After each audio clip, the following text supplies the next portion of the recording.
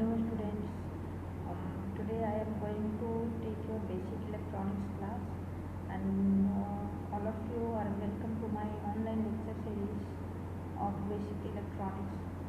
So in today's class I will be going to teach you about the atomic configuration, the very basic atomic configuration of an isolated atom. Okay, so these are the key points of my today's lecture.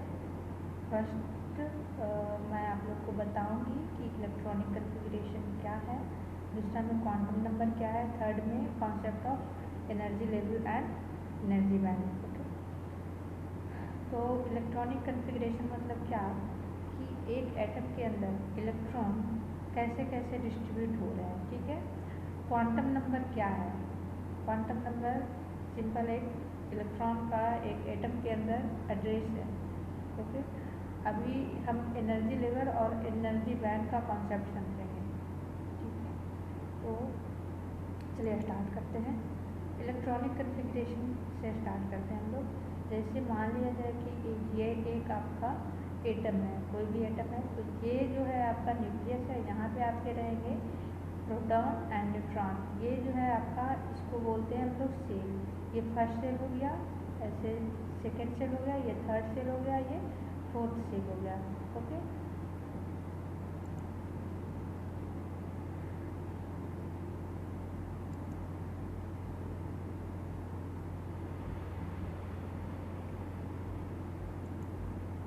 तो first cell को हम लोग के से बोलते हैं, second को L, third को एम, फोर्थ को एन. इतना तक क्लियर है. अभी एक सेल के अंदर में डिफरेंट आपके सबसेल होते हैं. ठीक है, और सबसेल का टोटल नंबर आपका कितना होता है ये हम डिसाइड करेंगे इस ये सेल के नंबर से. अगर सेल का नंबर n है तो number of subshell 0 total n होंगे, और ये स्टार्ट होंगे 0 से और लास्ट होंगे n-1 से. फॉर एग्जांपल अगर हम n की वैल्यू 2 लेते हैं तो आपका टोटल नंबर ऑफ सबसेल कितना हो जाएगा? n, दैट मीन्स 2, क्योंकि n इक्वल टू 2 ले रहे हैं तो यहाँ पे 2 हो जाएगा. और वो नंबर कौन कौन से होंगे? 0, 1 एंड 2. अब 0 जो है, 0 सबसेल नंबर को हम लोग S से डिनोट करते हैं, 1 को हम लोग P से डिनोट करते हैं और 2 को D से. वैसे ही आप अगर थर्ड रहेगा थर्ड सबसेल तो उसको F से डिनोट करते हैं. चलिए इतना हो गया. अब देखते हैं कि ऑर्बिटल क्या है. एक सबसेल के अंदर फिर एक ऑर्बिटल होता है. ठीक है, अब उस ऑर्बिटल का एक सबसेल के अंदर कितने नंबर ऑफ ऑर्बिटल हो सकते हैं, इसको देखने के लिए हम क्या देखेंगे कि एल क्या है, एल का वैल्यू क्या है. ठीक है, तो अब ऑर्बिटल कहाँ से कहाँ वैरी करेगा. अगर एल का वैल्यू आपको पता है तो -L to L. Let's say हमारा एल का वैल्यू 2 है. ठीक है, तो हमारा ऑर्बिटल कौन सा होगा? -2, -1, 0, 1 एंड 2. ओके, तो टोटल कितना हो गया? 5. तो टोटल नंबर ऑफ सबसेल हम लोग जब काउंट करेंगे तो 2 इंटू एल प्लस 1. एल आपका क्या हो गया? Subshell number. ओके, तो अगर हम फॉर एग्जांपल अगर हम पी सबसेल के लिए नंबर ऑफ ऑर्बिटल्स देखेंगे तो कितना हो जाएगा? पी के लिए आप एल का वैल्यू कितना हो गया? 1. तो यहाँ पे orbital total number of orbital क्या हो जाएगा? 2 इंटू 1 प्लस 1. दैट मीन्स कि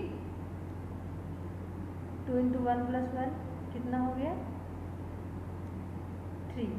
ओके, यानी पी सबसेल में 3 ऑर्बिटल रह गए. ठीक है, अब पी सबसेल में आपके 3 ऑर्बिटल हो गए. पी सबसेल में 3 ऑर्बिटल हो गए. अब एक ऑर्बिटल में टोटल एक, जैसे इस टाइप का एक ऑर्बिटल है,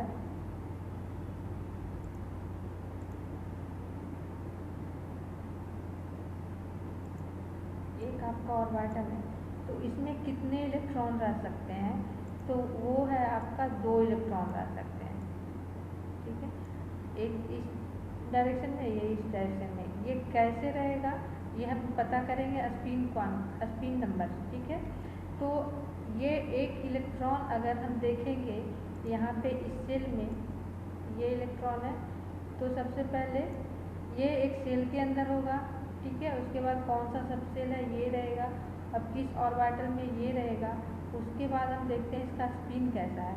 ये इलेक्ट्रॉन इस वाले ऑर्बिट में ऐसे घूमेगा, उसके बाद ये एक अपने एक्सिस के अराउंड भी ऐसे करके रोटेट करेगा। जैसे यहाँ पे देख रहे हैं ये ऐसे करके आपका रोटेट कर रहा है। तो अगर इस डायरेक्शन में रोटेट कर रहा है दैट मीन्स ये क्या है, एंटी क्लॉकवाइज है। इसका वैल्यू असाइन करेंगे स्पिन नंबर +½ अगर क्लॉकवाइज रोटेट कर रहा है तो -½ तो पहले आप जब ऑर्बिटल को इलेक्ट्रॉन से फिल करेंगे तो पहले आप फिल करेंगे एंटी क्लॉकवाइज फिर क्लॉकवाइज। इतना तक क्लियर है? ओके। ना क्वांटम नंबर आपका क्या है? क्वांटम नंबर आपका एक एटम के अंदर एक किसी भी इलेक्ट्रॉन का कंप्लीट एड्रेस होता है। अगर आपको क्वांटम नंबर 4 नंबर से बना हुआ है, principal, azimuthal, magnetic and spin. Principal quantum number को n से डिनोट करते हैं जो कि सेल हमारा बताएगा। एजीमुथल को L से डिनोट करते हैं जो कि आपका सब सेल होता है। मैग्नेटिक क्वांटम नंबर आपको बताता है ऑर्बिटल, और स्पिन बताता है आपका स्पिन क्वांटम नंबर। ओके, ये 4 नंबर अगर आपके पास है तो आप इलेक्ट्रॉन को ट्रेस कर लोगे कि इलेक्ट्रॉन आपके एटम में कहाँ पे है, और उसका एनर्जी लेवल आप फाइंड आउट कर सकते हो, ठीक है। तो अगर हम एक एनालॉजी से इसको कंपेयर करें तो हम देखेंगे क्वांटम नंबर एक तरीके का एड्रेस है, ठीक है। जैसे कि कहीं पे किसी को हम ट्रेस करने के लिए उसका नाम जानते हैं, उसका घर जानना चाहते हैं, उसका कहाँ पे वो काम करता है, एट्सेट्रा एट्सेट्रा, ये सारे इंफॉर्मेशन ज़रूरी है। वैसे ही एक इलेक्ट्रॉन को ट्रेस करने के लिए हमको जानना है उसके पास कितनी एनर्जी है, उसका शेप कैसा है, मैग्नेटिक फील्ड में उसका क्या बिहेवियर है, और वो अपने एक्सिस के अराउंड कैसे रोटेट कर रहा है। ये 4 चीज़ें चाहिए, ठीक है।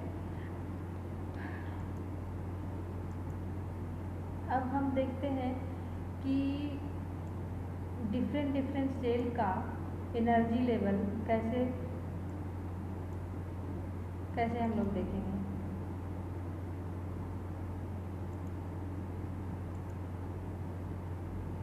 ये हमारा स्टार्ट करते हैं फर्स्ट सेल से, n=1 यानी फर्स्ट सेल, ये हो गया सेकेंड सेल, ये हो गया थर्ड सेल, ये हो गया फोर्थ सेल। एक्चुअली यहाँ पे Z=1 लिया है जो कि आपका हाइड्रोजन एटम के लिए है, ठीक है। तो यहाँ पे जब हम बात करेंगे आपकी एनर्जी की, तो ये आपका फॉर्मूला है एनर्जी का -13.6 / n²। तो फर्स्ट के लिए n हो गया 1, तो कितना हो जाएगा -13.6 इलेक्ट्रॉन वोल्ट। अगर सेकेंड सेल की बात करें तो -13.6/4 कितना हो जाएगा -3.39 इलेक्ट्रॉन वोल्ट। ऐसे ही थर्ड के लिए, फोर्थ के लिए, फिफ्थ के लिए, सिक्स्थ के लिए हम लोग कैलकुलेट कर लेंगे, ठीक है। अगर आप देखेंगे फर्स्ट और सेकेंड सेल के बीच में जो एनर्जी डिफरेंस है काफ़ी है, लेकिन सेकेंड और थर्ड के बीच में कम है, फिर थर्ड फोर्थ के बीच में उससे कम है, फोर्थ फिफ्थ के बीच में उससे कम, फिफ्थ सिक्स के बीच, ऐसे ऐसे जब ऊपर की ओर जाएंगे, जितने हायर ऑर्डर वाले सेल में जाएंगे तो एक दूसरे के बहुत ही करीब आ जाएंगे, ठीक है। अगर 7, 8 ऐसे लिया तो अगर आप n=∞ लेते हैं तो वहाँ आपका एनर्जी लेवल क्या हो जाएगा 0 इलेक्ट्रॉन वोल्ट, और वहाँ से ये वाला जो लेवल है उसको आयनाइजेशन लेवल कहते हैं, ठीक है। तो ये वाला याद रखिएगा। जैसे जैसे हम सेल नंबर बढ़ाते जाते हैं उसका एनर्जी, एक्चुअली ये निगेटिव नंबर है तो आप इसको मानेंगे 0 है जो ज़्यादा, -13.6 है जो कम है। तो जैसे जैसे हम एक सेल नंबर बढ़ाते गए हमारी एनर्जी वैसे वैसे ही बढ़ते गई, ठीक है।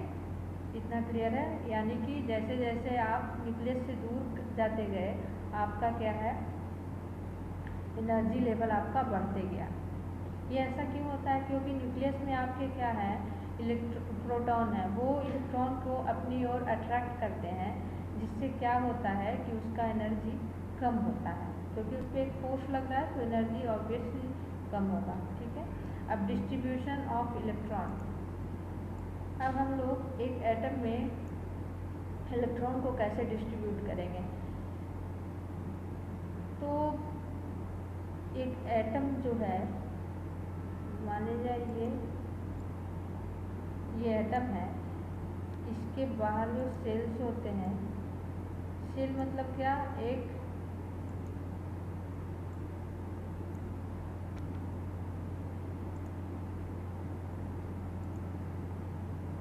सेल मतलब क्या है, एक energy level. Okay, different different cell है, ये डिफरेंट डिफरेंट एनर्जी है, ठीक है। तो हम लोग क्या करते हैं, सबसे पहले इलेक्ट्रॉन को उस एनर्जी लेवल में डालेंगे या उस सेल में डालेंगे जिसका एनर्जी लेवल कम हो, ठीक है। कभी कभी ऐसा होगा कि दो सेल का इलेक्ट्रॉन, दो सेल है, उसका है आपका नंबर सेम है, लेकिन उसका है सबसेल नंबर डिफरेंट है, तब हम इलेक्ट्रॉन कैसे फिल करेंगे। उसके लिए क्या करेंगे, हम सेल प्लस सबसेल नंबर लेंगे, जो नंबर कम होगा वहाँ पे फिल करेंगे। तो पहले इलेक्ट्रॉन यहाँ जाएगा, यहाँ जाएगा, ठीक है। अब दूसरा प्रिंसिपल आया Pauli's exclusion principle. Pauli's exclusion के प्रिंसिपल ये कहता है आपका कि कभी भी किसी भी एटम के अंदर या किसी भी इलेक्ट्रॉनिक सिस्टम के अंदर दो इलेक्ट्रॉन का कभी भी चारों क्वांटम नंबर सेम नहीं हो सकते हैं। In other word we can say that inside any atom two electrons will never have the same energy. Okay, यानी कि एक एटम के अंदर कभी भी दो इलेक्ट्रॉन का सेम एनर्जी नहीं हो सकता है। अब हमारा नेक्स्ट में चलते हैं, इलेक्ट्रॉन को कैसे डिस्ट्रीब्यूट करना है। सबसे पहले हम देखेंगे कि सेल नंबर क्या है। अगर सेल नंबर दो सेम है तो फिर देखेंगे सबसेल नंबर क्या है, ठीक है। सबसेल नंबर पता चल गया, उसके बाद हम देखेंगे कि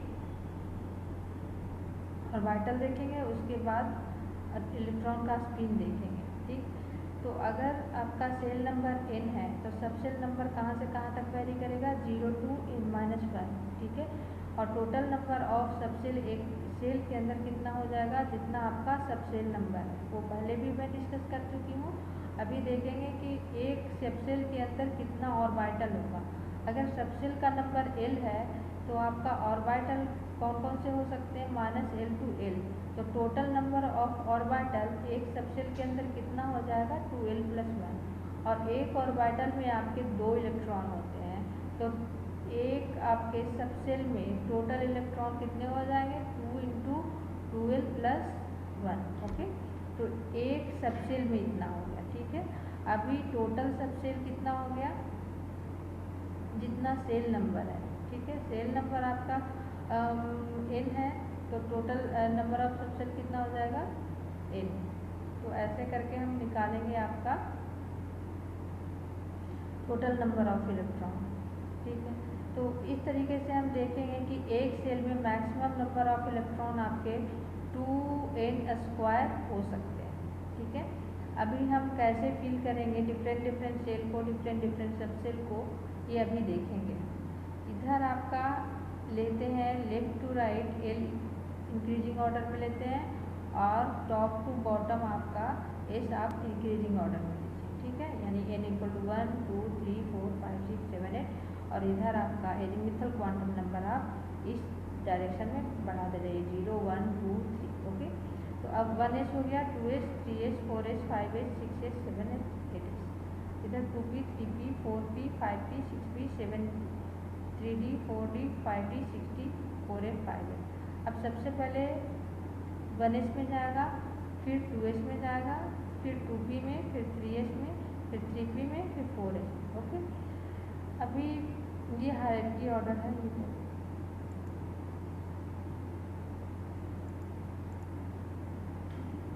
अब सिलिकॉन के अंदर हम देखेंगे इलेक्ट्रॉन का डिस्ट्रीब्यूशन। फॉर एग्जांपल हम लोग सिलिकॉन ले रहे हैं अच्छे से समझने के लिए, तो इसका इलेक्ट्रॉनिक कन्फिग्रेशन क्या होगा, 1s2 2s2 2p6 3s2 3p2। ये कैसे आता है, पहले 1s में जाएगा इलेक्ट्रॉन, 2 इलेक्ट्रॉन यहाँ भर गया, फिर 2s में जाएगा, 2 इलेक्ट्रॉन यहाँ भर गया, फिर 2p में जाएगा, तो P में कितने इलेक्ट्रॉन हो सकते हैं 2l+1। P के लिए L वैल्यू कितना है 1, यानी 2 × 1 + 1 3। एक और ऑर्बिटल में कितने इलेक्ट्रॉन हो सकते हैं 2, तो 3 × 2 6 हो गया। ठीक है, फिर से S पहले भरेगा S फर्स्ट के S ऑर्बिटल में। S का जो इसमें टोटल नंबर ऑफ ऑर्बिटल कितने हो जाएंगे एक ऑर्बिटल में 2 इलेक्ट्रॉन है, तो S में कितने हो जाएंगे 2। ठीक है, फिर 2s में यहाँ हमने जैसे देखा कि S में 2 इलेक्ट्रॉन है, क्योंकि S में एक ही ऑर्बिटल है, तो क्या हो जाएगा 2s2 हो जाएगा। अब P में जब जाएंगे तो P का जो है L नंबर कितना है 1, तो टोटल नंबर ऑफ L कितना हो जाएगा 2l+1, कितना हो गया 3। एक ऑर्बिटल में 2 इलेक्ट्रॉन होते हैं, तो टोटल नंबर ऑफ इलेक्ट्रॉन कितने हो जाएंगे 6। अब वैसे 3s में 2 जाएगा और 3p में फिर हम 6 दे सकते हैं, लेकिन हमारा एटॉमिक नंबर आपका कितना है, एटॉमिक नंबर हमारा 14 है, तो हम इससे ज़्यादा एक्सीड नहीं कर सकते हैं।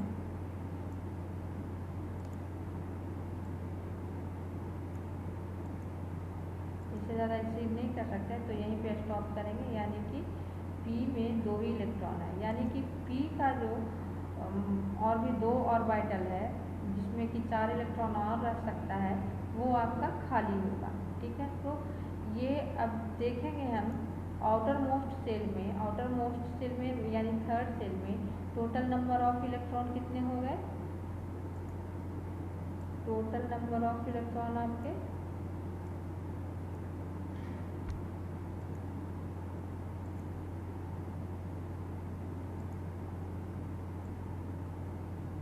2 + 2 4।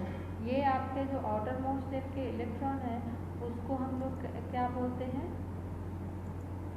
ये जो आउटर मोस्ट सेल है इसको बोलते हैं आप लोग वैलेंस इलेक्ट्रॉन। ओके, ये है आपका न्यूक्लियस, सिलिकॉन कोर, ये न्यूक्लियस है, ये फर्स्ट ऑर्बिट सेकेंड ऑर्बिट। ठीक है, अभी यहाँ पे 2 इलेक्ट्रॉन ही है, लेकिन जगह खाली है आपका 4 का, यानी कि 4 आपके जो इलेक्ट्रॉन का स्पेस है वो खाली है, 4 एम्प्टी स्टेट है आपका।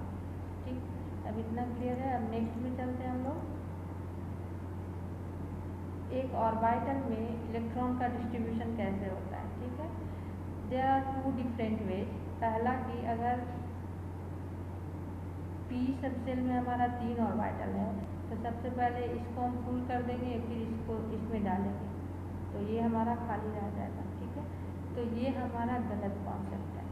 इसका सही कॉन्सेप्ट क्या है कि सबसे पहले हम एक एक करके इलेक्ट्रॉन डालेंगे। ठीक है, एंटी क्लॉकवाइज में, यानी प्लस ऑफ वाला स्पिन वाला, उसके बाद कोई बचेगा तब हम इसका फिर क्लॉकवाइज वाला स्टार्ट करेंगे। जैसे कि आप ऑक्सीजन में देख रहे हैं कि यहाँ टोटल नंबर ऑफ इलेक्ट्रॉन कितने हैं 8 है।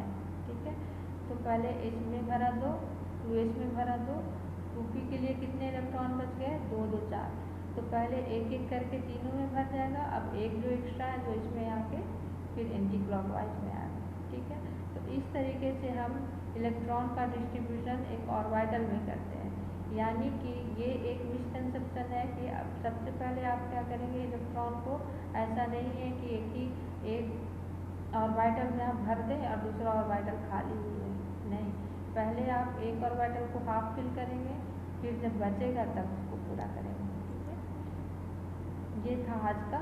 नेक्स्ट में हम लोग देखेंगे, यहाँ पे हम लोगों ने क्या देखा कि एक एटम के अंदर इलेक्ट्रॉन के जो कि एक सेल के अंदर है, तो वो एक एनर्जी लेवल फिक्स रहता है, उस एनर्जी लेवल को वो फॉलो करता है। ठीक है, यानी कि कोई इलेक्ट्रॉन ऐसा नहीं है कि अगर हाइड्रोजन एटम की बात करें Z=1 की बात करें, तो अगर इसके लिए फिक्स लेवल्स हैं, यानी -13.6 का हो सकता है उसका एनर्जी, -3.39 या -1.5 में सो एंड सो का।